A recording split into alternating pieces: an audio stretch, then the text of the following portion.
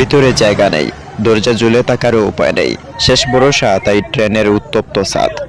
নারীর টানে বাড়ি ফিরতে হবে, এই অদম্য ইচ্ছার কাছে কি হার মেনেছে জীবনের নিরাপত্তা? ট্রেনের ছাদে বসে মৃত্যু ঝুঁকি নিয়েই এই যাত্রা কি শুধু আনন্দ, নাকি এক বড় ট্র্যাজেডির হাতছানি? প্রতিটি বাঁকে বয়, প্রতিটি মুহূর্তে জীবনের সংশয়। ট্রেনের ছাদে বসে যাতায়াতের সময় সামান্য ভারসাম্য হারানো মানেই অবধারিত মৃত্যু। এর চেয়েও বড় আতঙ্ক হয়ে দাঁড়ায় পথের মাঝে থাকা ফুটওভার ব্রিজগুলো।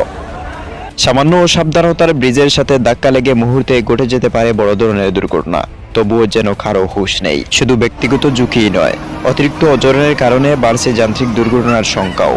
একটি ট্রেনের ধারণ ক্ষমতার কয়েক গুণ বেশি যাত্রী যখন ছাদে এবং ইঞ্জিনে আরোহণ করেন, তখন এই ট্রেনের সিস্টেমে সমস্যা হতে পারে। এমনকি ভারসাম্য হারিয়ে ট্রেন লাইনচ্যুত হওয়ার সম্ভাবনা উড়িয়ে দেওয়া যায় না। হাজার প্রাণের এই যাত্রা কি তবে প্রশাসনের নিয়ন্ত্রণের বাইরে চলে যাচ্ছে?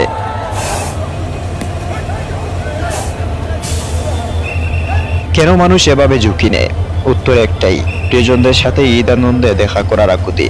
পর্যাপ্ত ট্রেনের অভাব আর অব্যবস্থাপনার কারণেই সাধারণ মানুষ বাধ্য হয়ে বেছে নিচ্ছে এই মরণ ফাঁদ। তবে মনে রাখতে হবে, আপনার একটু তাড়াহুড়ো বা অসতর্কতা আপনার পরিবারের সারা জীবনের কান্নার কারণ হতে পারে।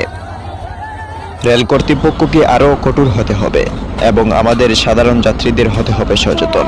ট্রেনের ছাদে যখন ভ্রমণ আইনগত দণ্ডনীয় অপরাধ এবং জীবনের জন্য হুমকি। মনে রাখবেন, একটি দুর্ঘটনা সারা জীবনের কান্না। সুস্থভাবে বাড়ি ফিরুন, পরিবারের সাথে আনন্দ করুন। নিরাপদ হোক সবার ঈদ যাত্রা। খালেদ আহমেদ, বারাকা টিভি।